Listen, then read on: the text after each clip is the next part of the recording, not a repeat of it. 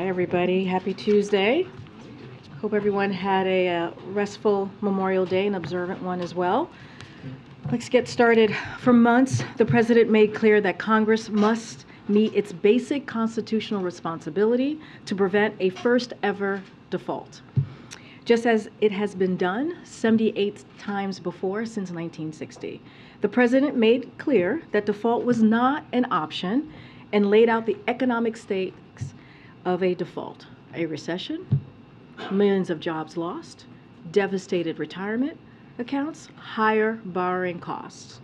And the president said from the beginning that he would negotiate with Republicans on a budget just like it has been done every year. He directed his team to work in good faith toward a reasonable bipartisan agreement. This agreement will do the following: protect Democrats' historic legislative accomplishments, including the Inflation Reduction Act, PACT Act, CHIPS Act, and the bipartisan infrastructure law. Protect the economic gains we've made: 12.7 million jobs and the lowest unemployment rate in 54 years.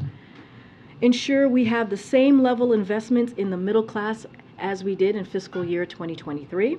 Protect healthcare and not push people into poverty. Block devastating cuts to law enforcement, public safety, and education as well.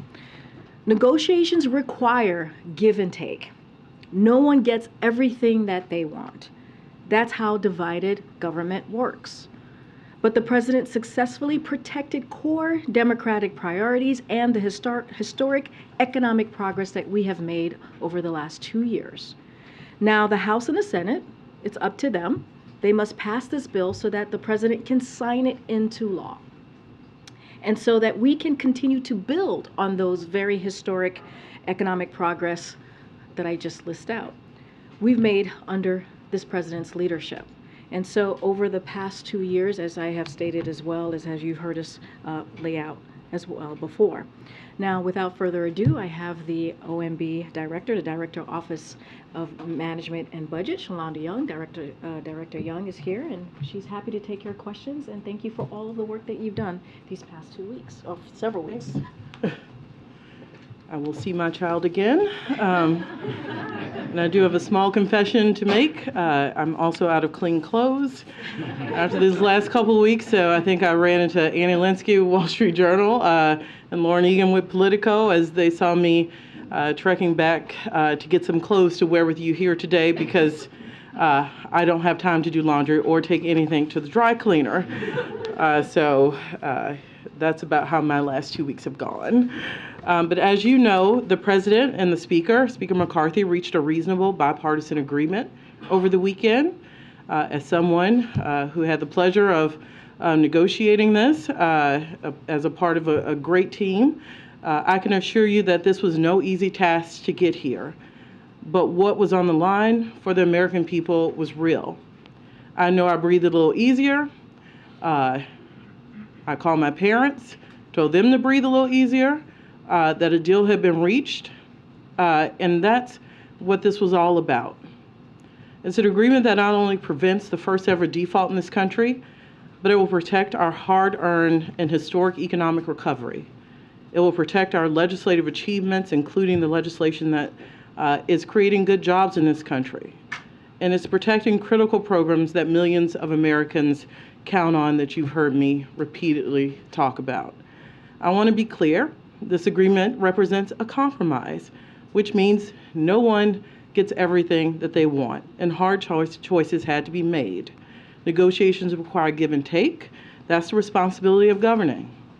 For months, the president made clear, and you may have heard me say this once or twice, that Congress must take action to prevent default.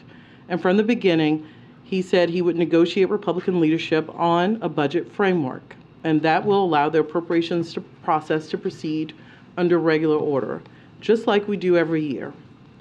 The bipartisan budget agreement that we've reached protects key legislative accomplishments from the past 2 years, including the bipartisan infrastructure law, the CHIPS and Science Act, the PACT Act, and the Inflation Reduction Act's clean energy corporate minimum tax and prescription drug provisions.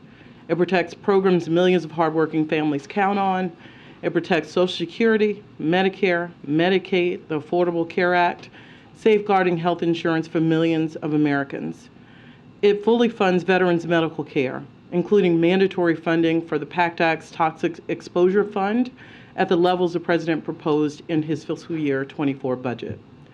And it protects critical public health funding from being clawed back to prepare for future pandemics and possible COVID-19 surges. This agreement is now with the United States House and then on to the Senate, and we strongly urge both chambers to pass the bill and send it to the President's desk. And with that, I'm all yours. Phil, who just came back from Beyonce from Paris. You did not. It was great. It was my wife's 40th birthday present. It's not bad. I feel this right now.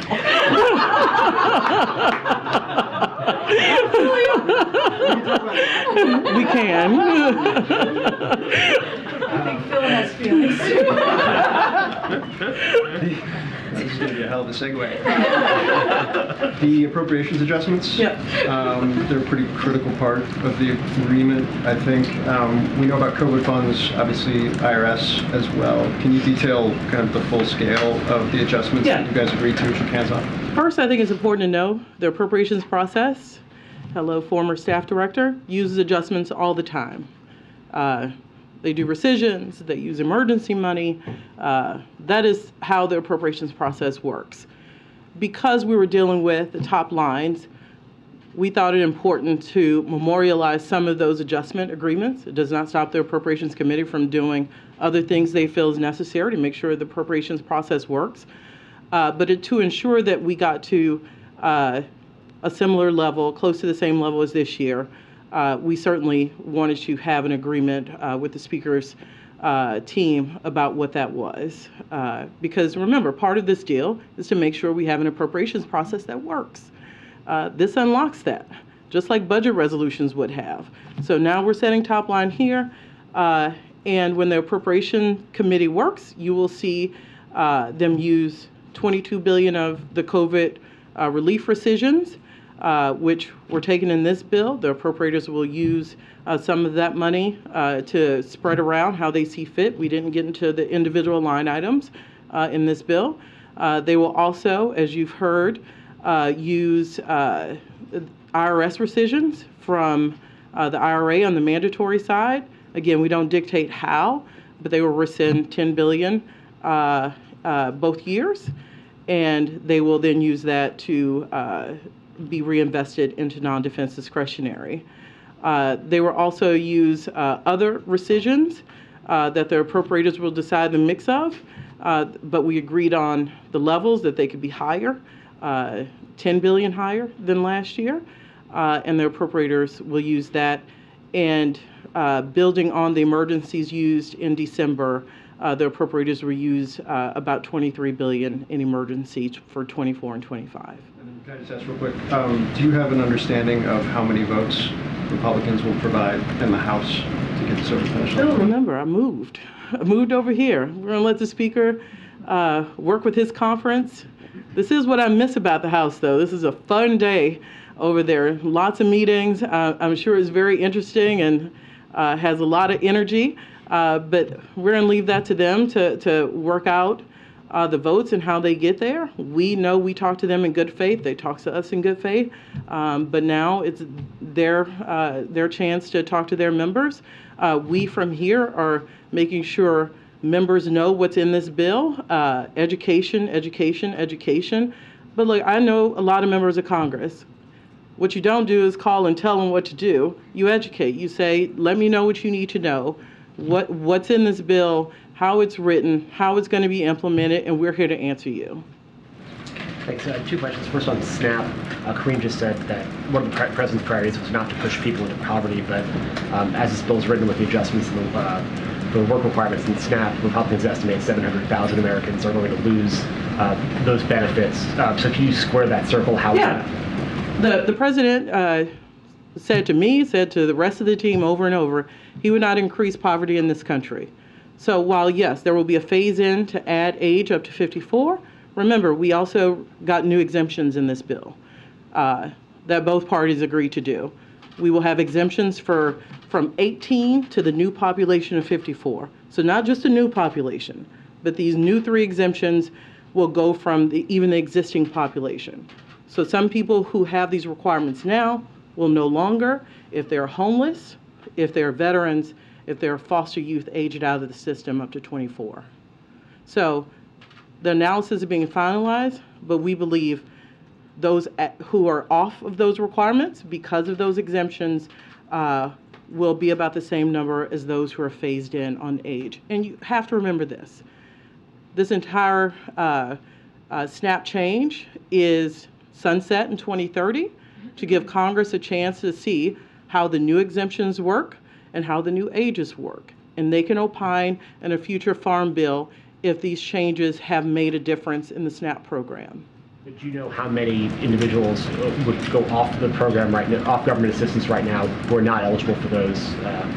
So we think it's about the same number. I don't want to give you a number until the analysis about USDA is done, but the range is about what you said, but it's also the same range of people who will take advantage and who qualify for the new exemptions. So those numbers are going to be very close to each other, meaning a wash in those affected who go on and who are phased on over years, and those who come off of the requirements.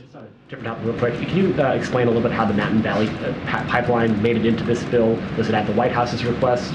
Obviously, it's been a Senator Manchin's priority here, but he wasn't in the negotiation. So how did it make the agreement? Well, I believe what you're talking about is part of the permitting piece. We all thought permitting would be a part of this package. We all have an interest to make sure these projects move faster. I talked about the bipartisan infrastructure law. One of the things we're focused on here is what can we do to get that money out faster to ensure that these projects really happen in an expedient manner. That's why we've been for permitting.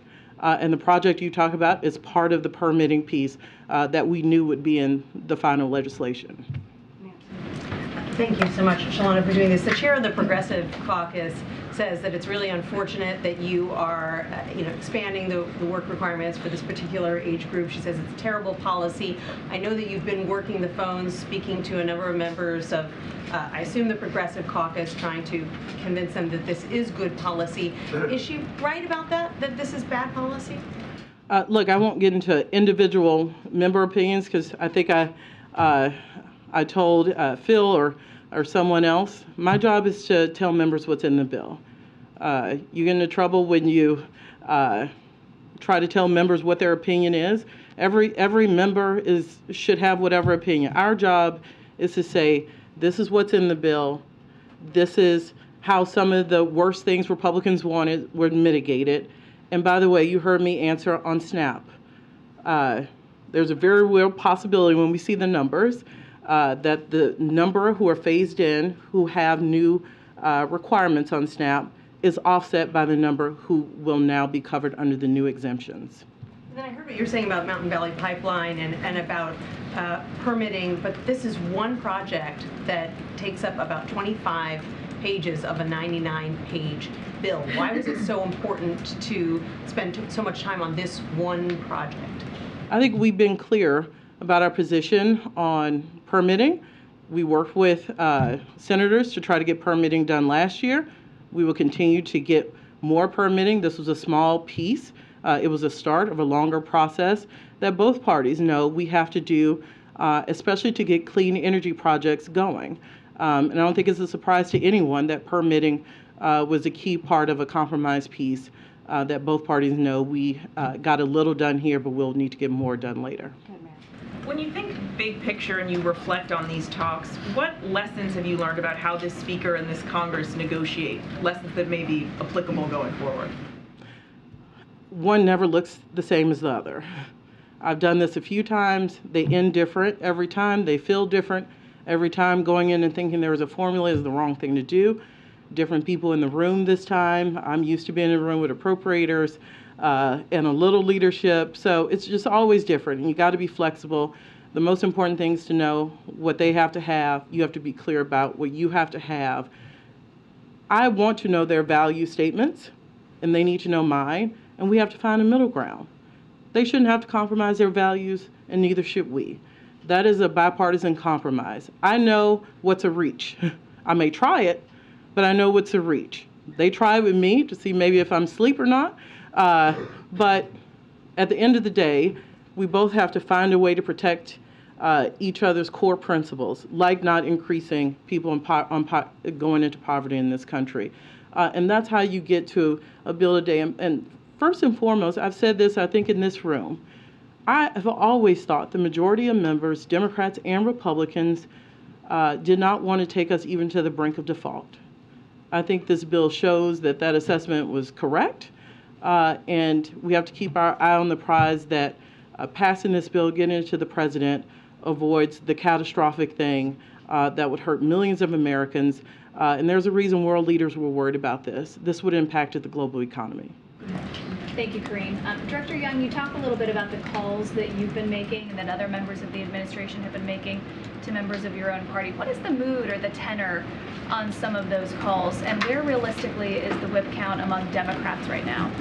Remember, I worked there a long time, so the mood and tenor, I tend to get patched in with people's children so I can say hello to people I haven't seen in a long time. So it is a catch-up time for me, and these are friends of mine, and I play it straight with them, and they play it straight with me.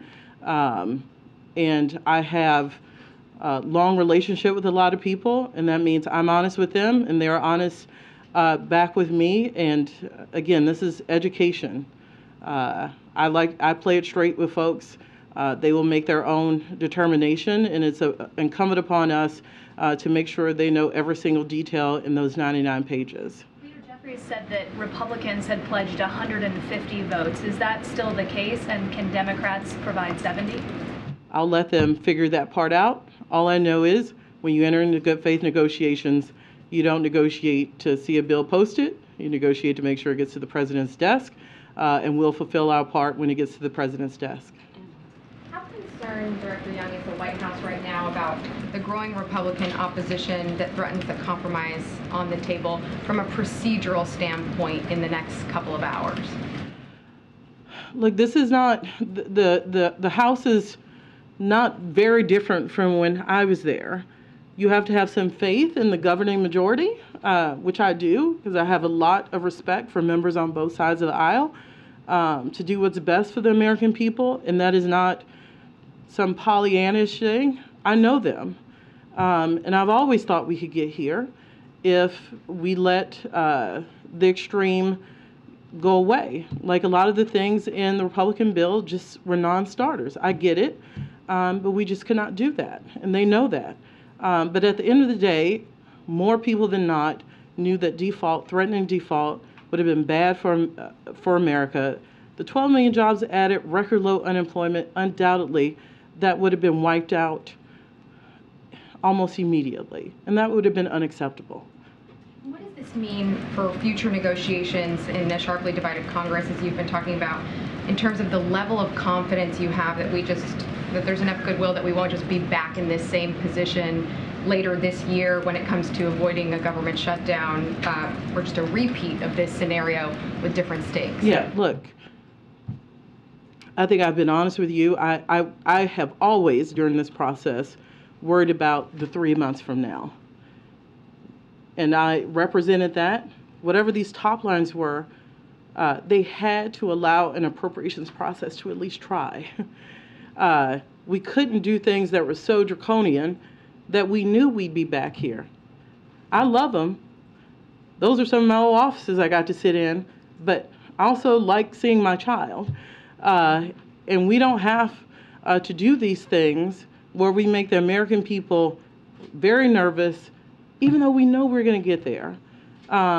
So one of the goals here was like, let's try not to do this again. Let's set up a top-line regime that allows the appropriators a fighting chance, because it's hard even in unified government to get all 12 bills done. And I think we reached the sweet spot in this agreement to give the appropriators the tools they need to get started, get that appropriations process unlocked, and have a fighting chance to get bills done by October 1st. Is there a mechanism for increasing defense spending if that is deemed necessary? They would have to change any of these numbers in the caps, you would have to go amend this bill. So If you spend, the idea of caps is if you spend more than them, they're sequestered. To change defense or non-defense, one would have to change this law.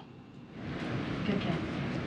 There's been some suggestion that the X date might move around in the final week. A Republican member said he'd heard it could move to June 8th. He knows more than I do.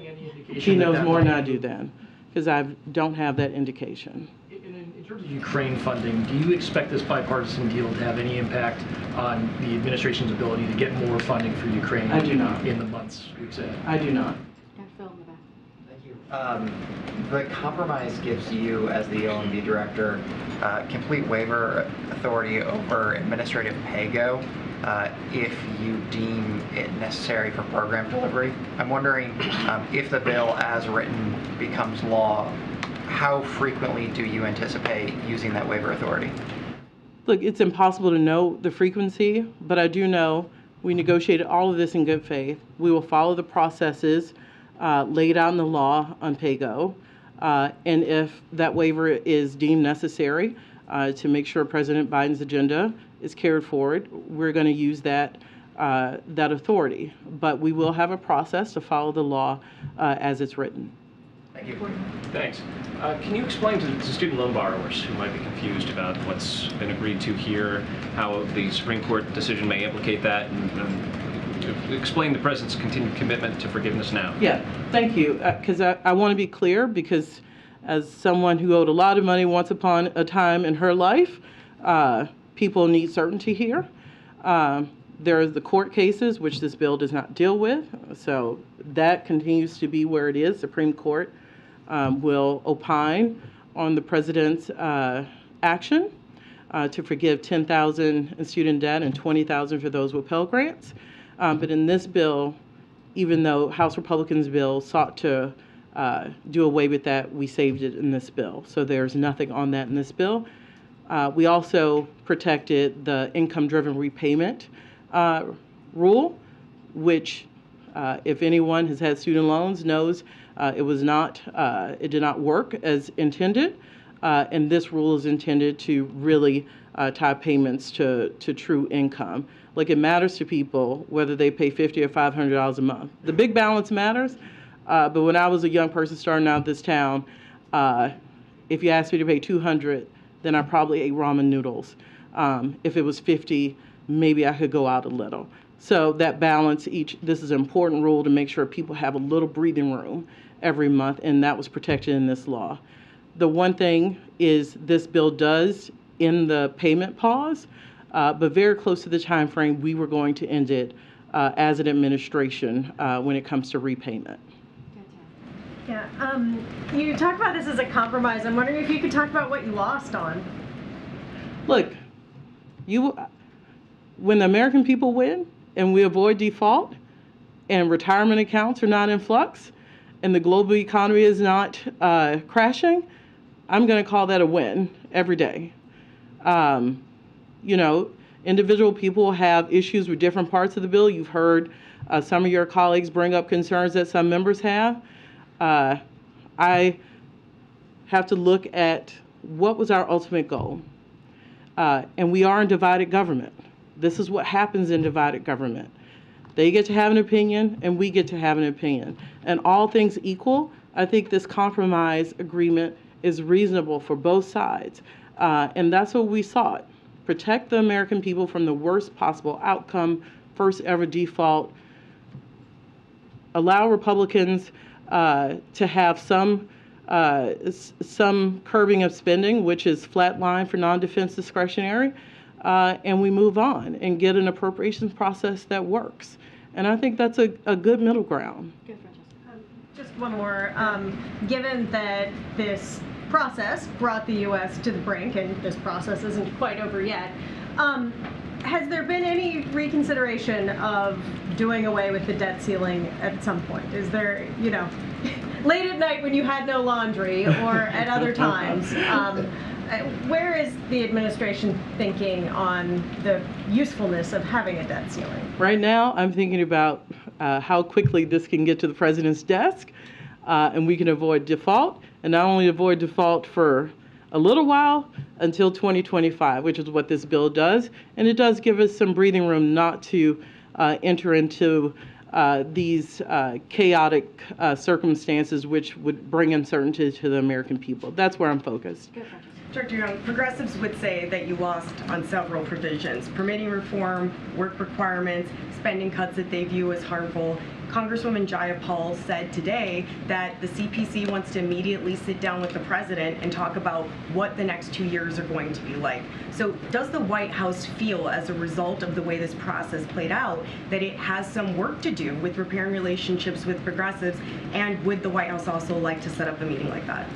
Look, I don't do the president's schedule. I'll let other people opine on who he will meet with and when. What I will say is I've worked in many divided government situations. I think this is where you would expect a bipartisan agreement to land. It's just the reality. There's not unified government. They have ideas. We have to listen to them. We have to talk about it. We have to find a place that is not harmful for the American people or try to stave off the worst. I think we did that. And so we have to look at the big picture. That's what I'm going to do over the next 2 years. What can we do to find common ground, work together? This president has a history of bipartisanship, including over the last 2 years, including on veterans, PACT Act, and bipartisan infrastructure law. So there's opportunity to work together here. And we have seen that over the last 2 years with this president, Republicans, and there's opportunity to keep that going. You've said a couple times that the agreement represents a compromise, and you said it's reasonable for both sides. But does the president feel like he came out ahead with this deal? The American people came out ahead. When you go into these things, what are you doing it for? Sure, there are some days where I have to slap myself and you're like, let it go. It's fine. The point is to avoid default, not hurt American people in the process by having draconian changes like we saw in the Republican bill on Medicaid, which we did not carry forward. So protect the things that would have hurt hardworking Americans, come up with reasonable spending levels, which I think most Americans, when they hear a spending freeze, that's reasonable, and do our have Congress do its basic constitutional duty, which is avoid default. So this isn't about Republicans or Democrats.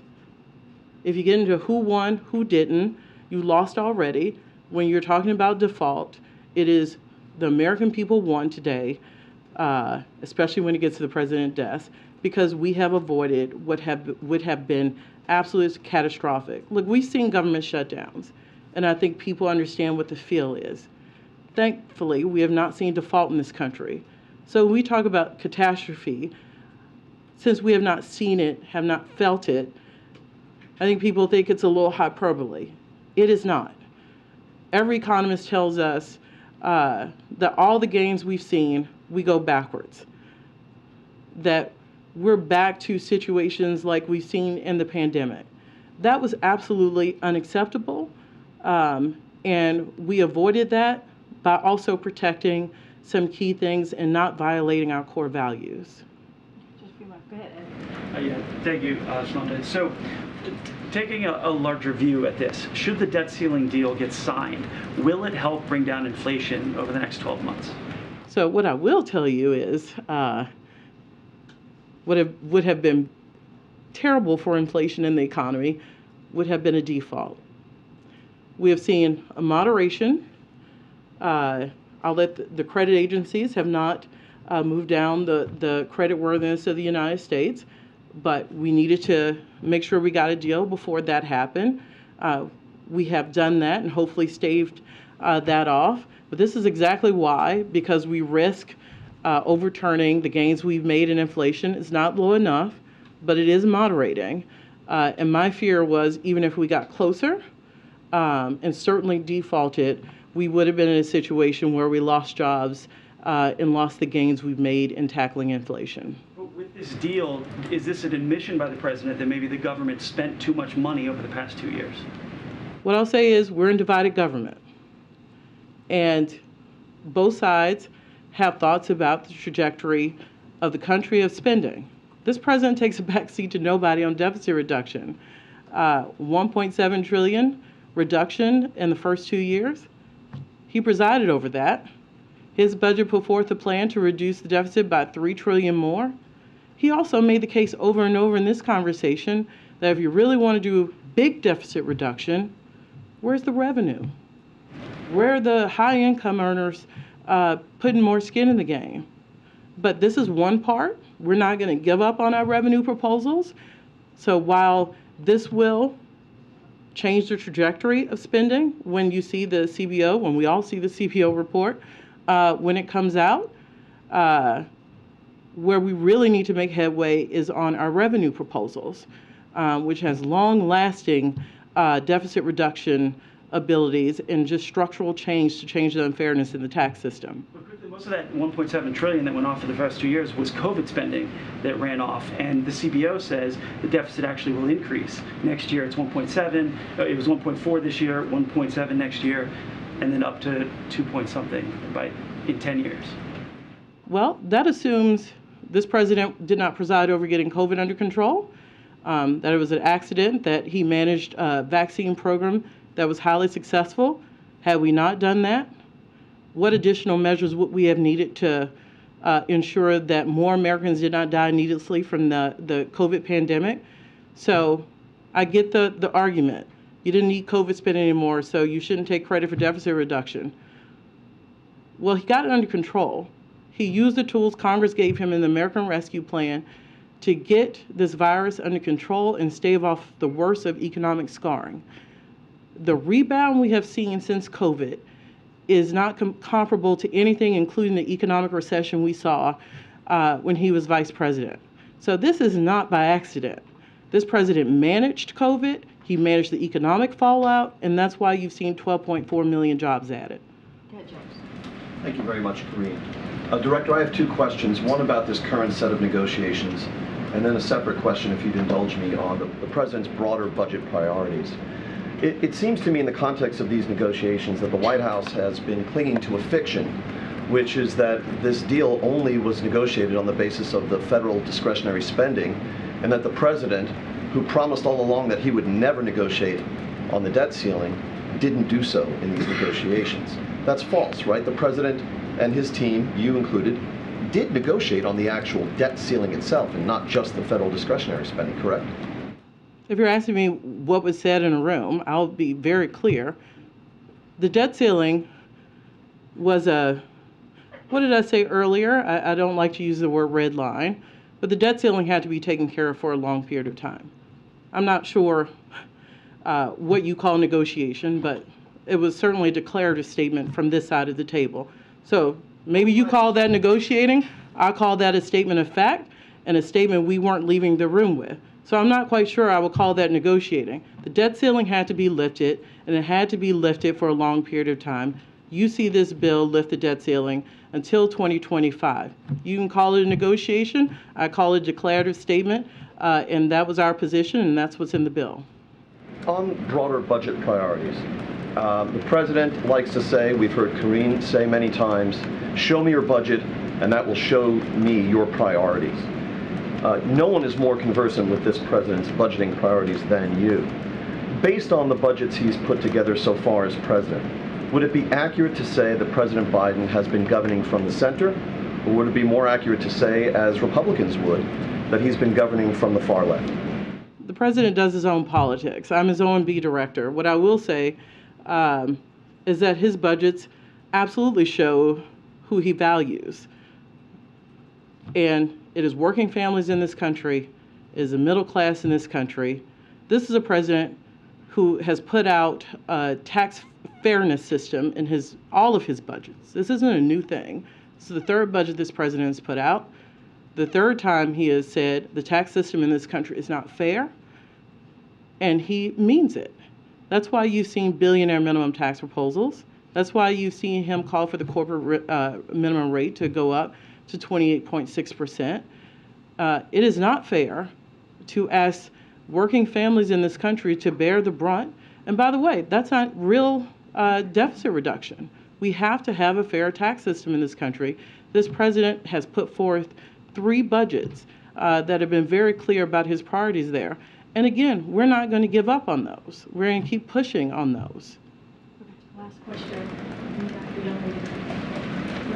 Thank you. I was curious, we've heard a lot from Republican negotiators about the tone of this process. I was curious what your takeaway was on the tone of the conversations and where you felt like the toughest sticking points were. And when you walk away from this, is there anything you haven't gotten done that's going to be the next highest priority for you? Look, it was professional. You had people who've done this a long time in the room, certainly with the great team I had to work with. This is a full administration push to make sure this happened. We knew the risk of default if we did not find an agreement here. So it was a very respectful and professional working relationship between us and the Speaker's team he had negotiating. You've heard clearly this was a small permitting piece, but we've got to do more on transmission when it comes to the permitting space. It's very clear about that. This is a starting point, and we are going to make sure that we can get clean energy expanded by working on transmission in the future. All right. Thank you so much. Thank you. It's starting to get hot. It gets hot up on the lights. All right, thanks so much. Thank you. Thank you. I didn't think she wanted to leave for a second. All right, I have one more thing at the top, and then I'll take a few questions. So, as you all saw, we announced this morning that President Biden looks forward to welcoming Prime Minister Sunak of the United Kingdom to the White House on Thursday, June 8th, to further deepen the close and historic partnership between the United States and the United Kingdom. The two leaders saw each other most recently, as you all know, in Hiroshima at the G7, and they have met several times this year, including Belfast in April and San Diego in March as well.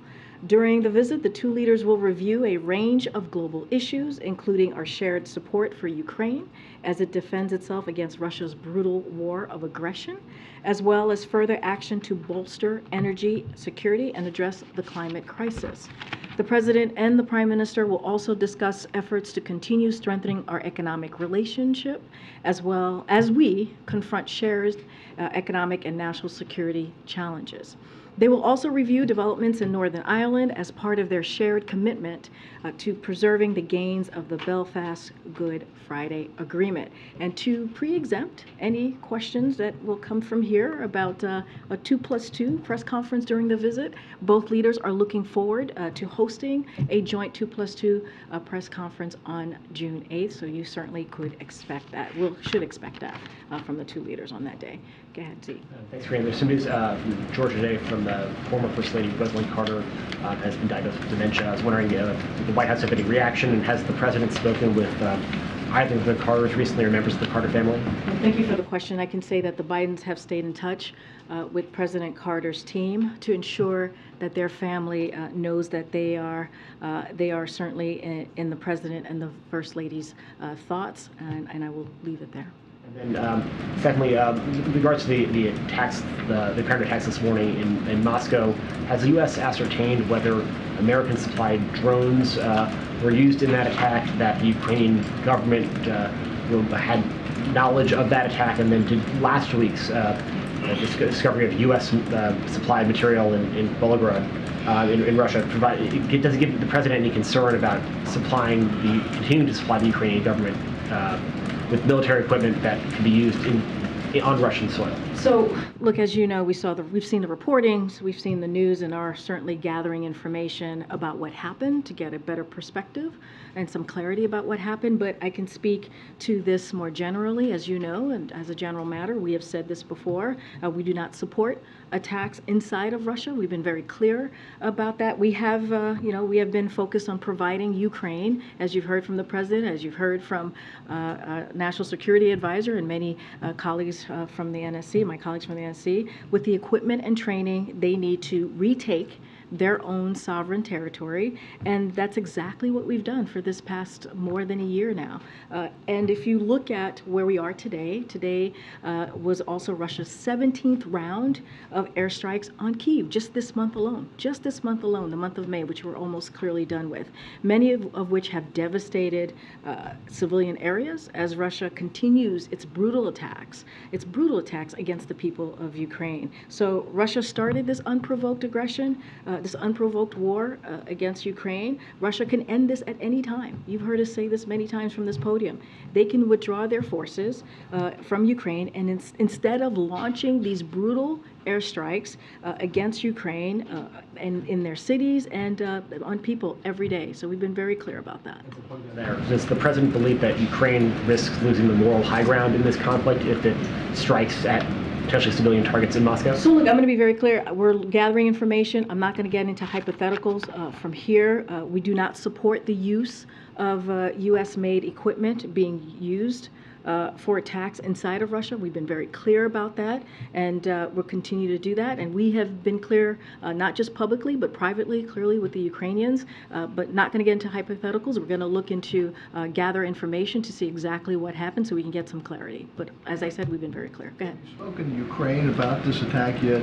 I don't have any calls to preview at this time on any specific conversations that have been had by this administration to Ukrainians. All I can tell you is we've been gathering information about exactly what happened. Separately, what happened with Defense Secretary Austin's plans to meet with his Chinese counterpart in Singapore?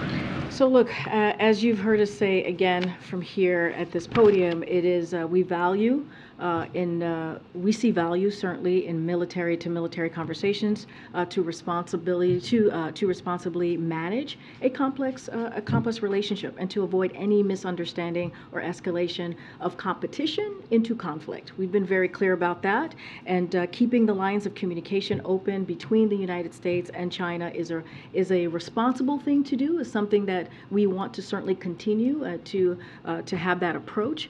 Anything else, I would certainly refer you to the Department of Defense. Just one more. The president said yesterday there will be a review on engagement with Uganda. How long do you expect that to take?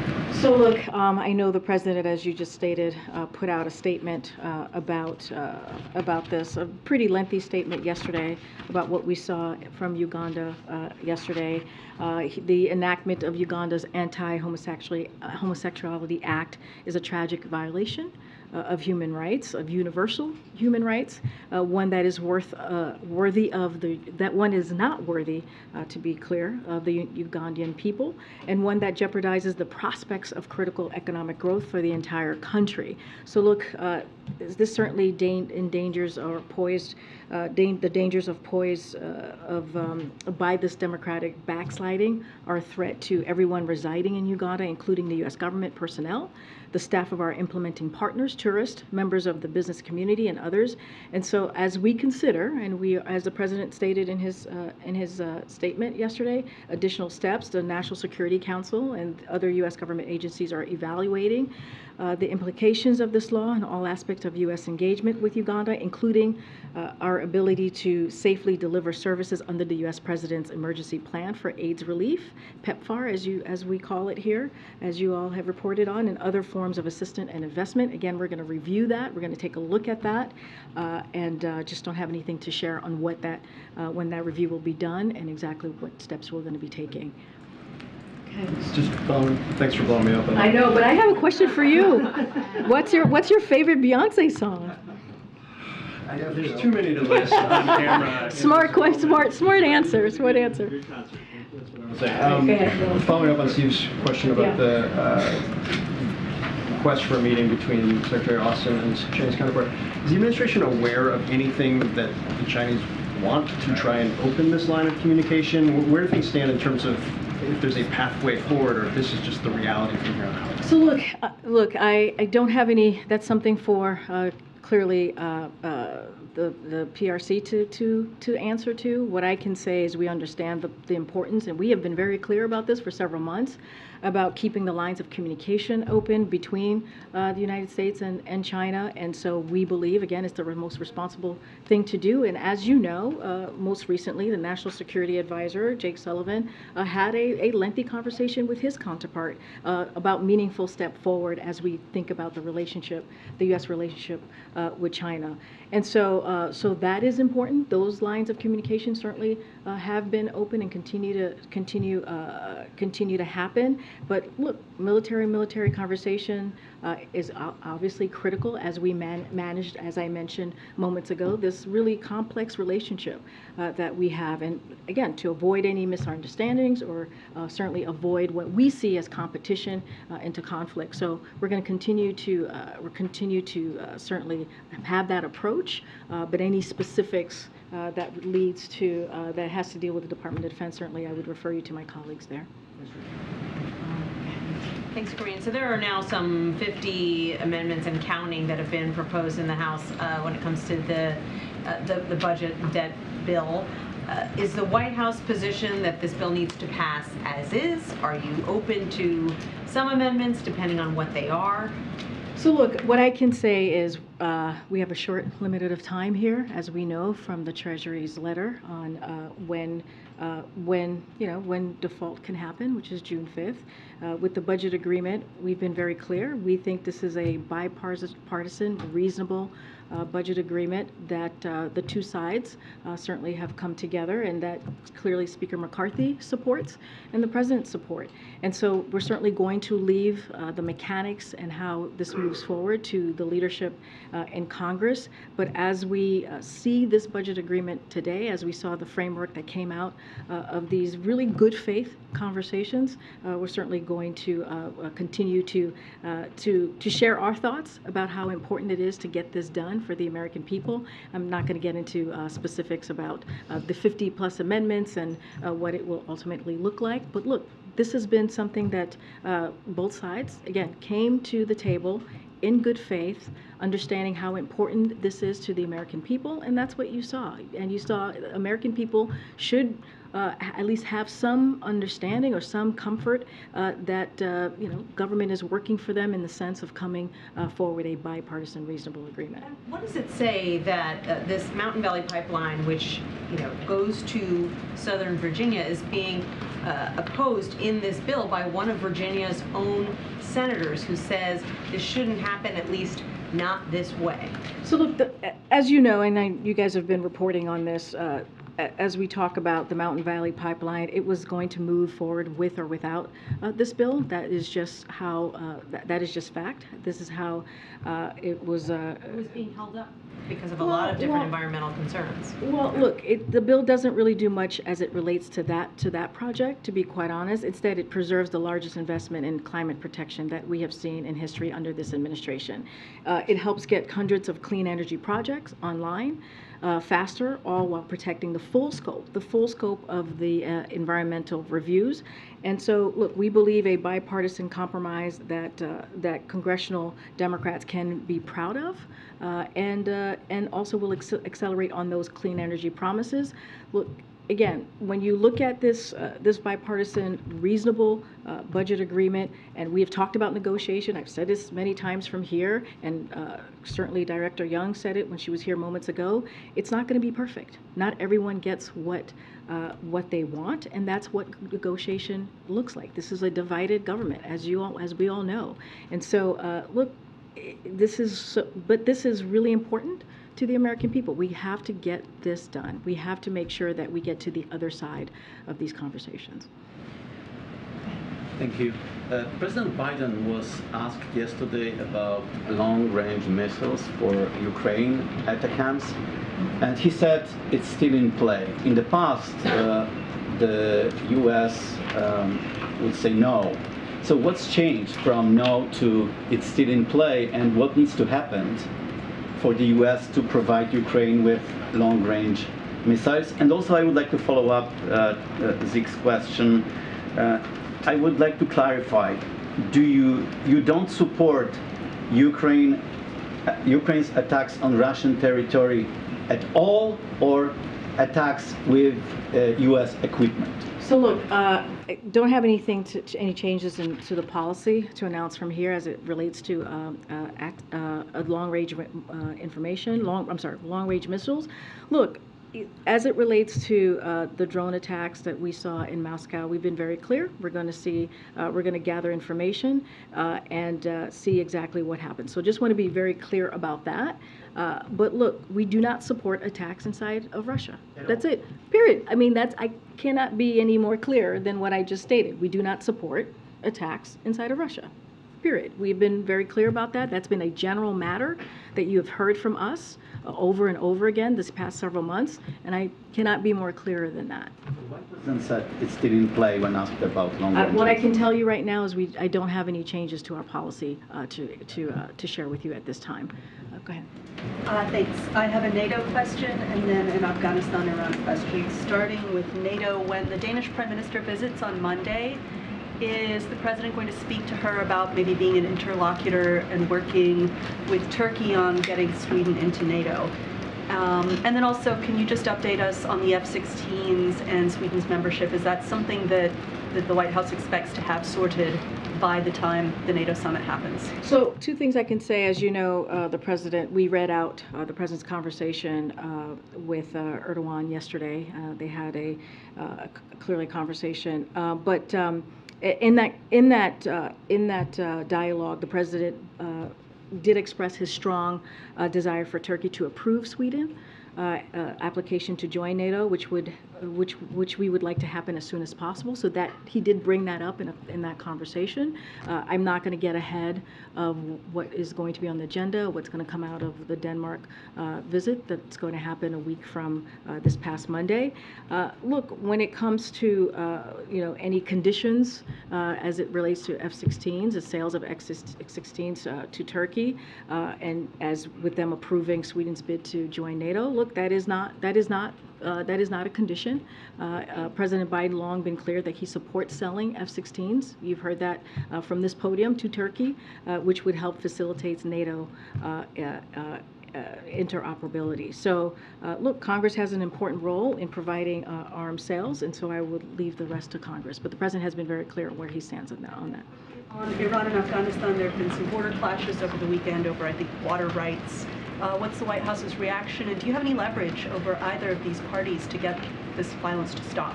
So look, we've been clear about how we see the conflict there. I don't have anything else to provide on what's currently occurring there, and so I'll just leave it there for now. Go ahead, Monica. Can you just let us know a little bit more about the President's engagement on all this, calls that he has made? He talked about reaching out to Leader McConnell yesterday.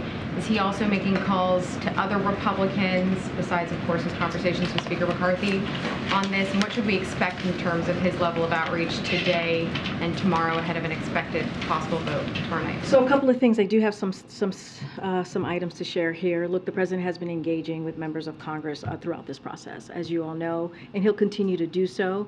And so the President and his team are having conversation with Democratic members of Congress across the ideological spectrum, moderate and progressives. That includes more than 100 one-on-one calls with members of Congress. That's between the President and his team. In the past 24 hours or so, our senior team made individual calls to all House Democratic leadership, all committee ranking members, and all tri-caucus and ideological caucus chairs as well. So we have hosted numerous separate briefings on the entire bill for the House and Senate Democrats, as well as 6 issue-specific briefings for House Democrats on energy policy, appropriations, TANF, and SNAP.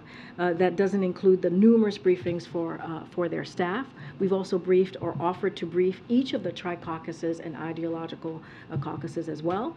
In addition, our policy experts have had numerous conversations with members of their staffs to answer specific questions about the bill that members have had. And so again, we've been in constant contact with leadership from both parties in the House and the Senate to provide information, as Director Young was stating, is that their job is to provide information on the facts and what they know and how we can make sure that they have all of the details that they need.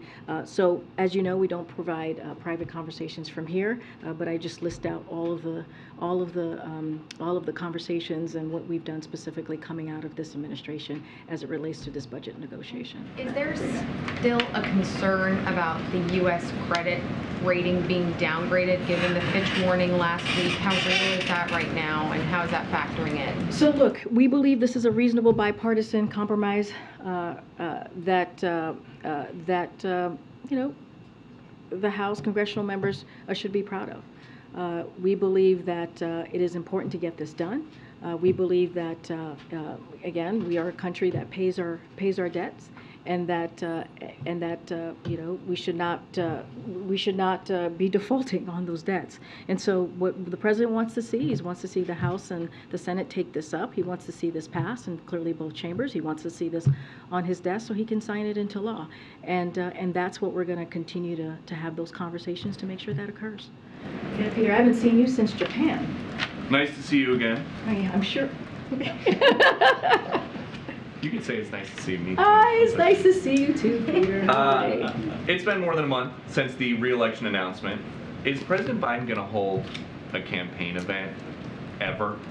So I will say this to you, Peter. As you know, we follow the rule of law here. We believe in following the rule of law as it relates. Hold on. As Not it relates. asking you to weigh in on the impact of the election, just his schedule. You'll have to schedule around rallies. I'm about to answer your question here. As it relates to anything that is connected to the campaign, any rallies, any events, any endorsement, anything that is connected to the 2024 re-election, that is not going to certainly come from here. That is going to come from his campaign or the DNC or the DNC. So you can't say if he will be campaigning for re-election. I'm just not going to comment from here. And then on 2024 re-election. Another story. The Hatch Act does exist. A group of experts now say that AI poses an extinction risk right up there with nuclear war and a pandemic. Does President Biden agree? What I can say, you're speaking to the letter that was provided today, made public. And so, look, the president and the vice president has been very clear on this as it relates to AI. It is one of the most powerful technologies, right, that we see currently in our time.